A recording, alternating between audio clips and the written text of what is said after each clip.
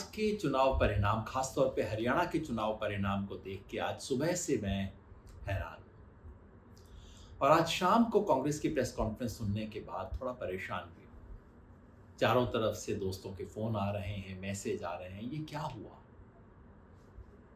सच बताऊँ, मुझे पूरी तरह पता नहीं क्या हुआ। पिछले 1 महीने से मैंने कहा कि मैं इलेक्शन भविष्यवाणी तो नहीं करूँगा सीटों की, लेकिन मैं लिख रहा हूँ, बोल रहा हूँ, भाषण दे रहा हूँ, इस मान्यता के आधार पे कि कांग्रेस स्पष्ट रूप से आगे है। मैंने एक से ज़्यादा बार कहा कि सरकार तो कांग्रेस की ही बनेगी।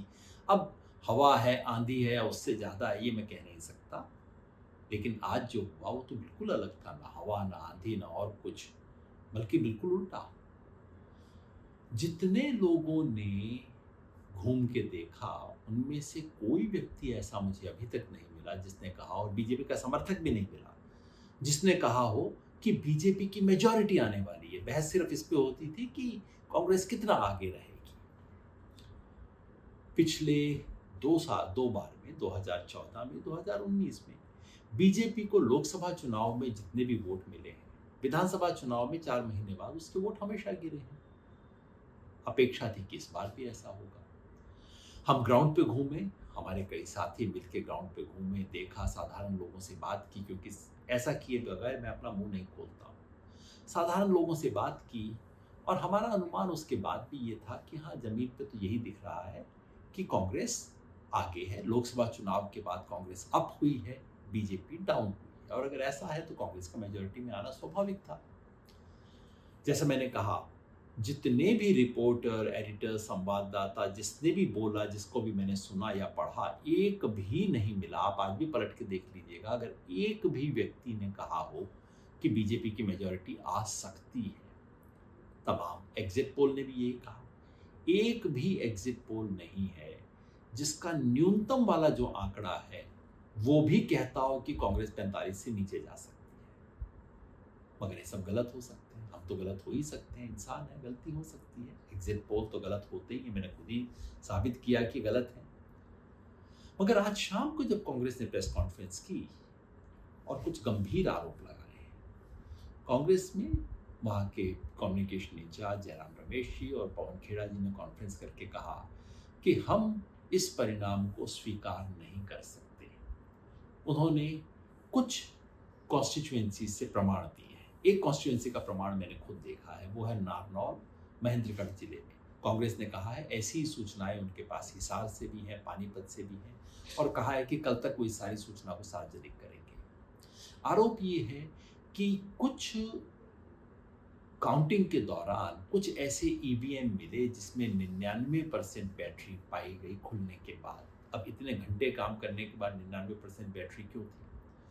और जिन बैटरीज में 99% बैटरी पाई गई, वहां कांग्रेस की परफॉर्मेंस खराब थी अपेक्षाकृत दूसरी कॉन्स्टिट्यूएंसी, दूसरी ईवीएम के, जहां बैटरी कम थी। मतलब अनकहा आरोप ये है कि उन ईवीएम के साथ कुछ खिलवाड़ किया गया है, छेड़खानी की गई है, वोटिंग समाप्त होने के बाद उनसे कुछ किया गया है। अब ये गंभीर आरोप है, मैं नहीं कह रहा हूं कि सच है।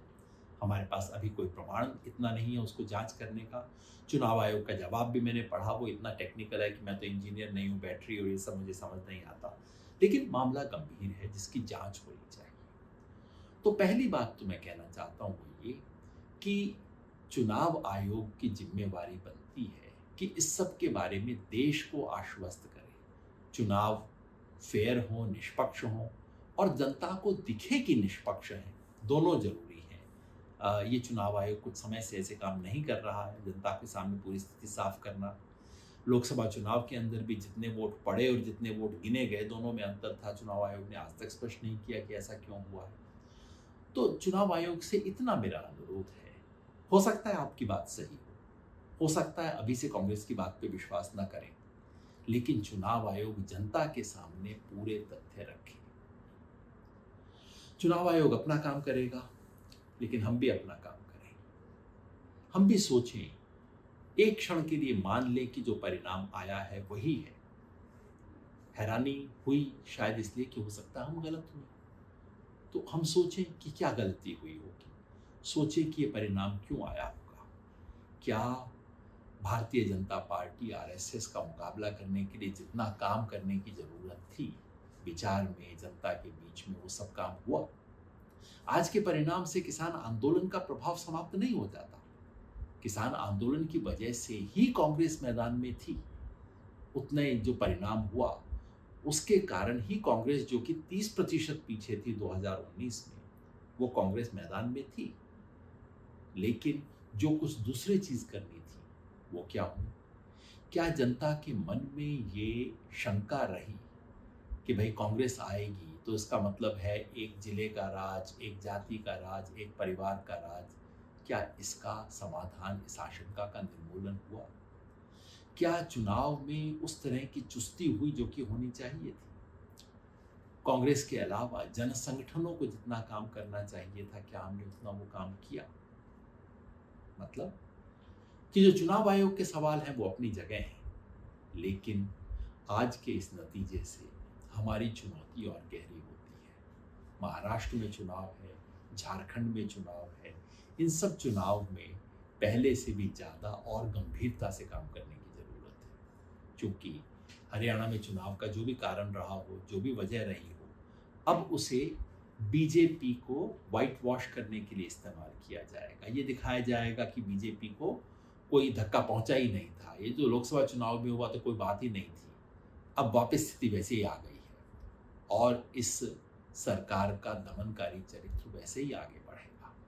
इसलिए अब महाराष्ट्र में और झारखंड में और शिद्दत से काम करने की जरूरत है। लोकतंत्र को बचाने के लिए चुनाव आयोग की जिम्मेवारी है, लेकिन हम सबकी भी जिम्मेवारी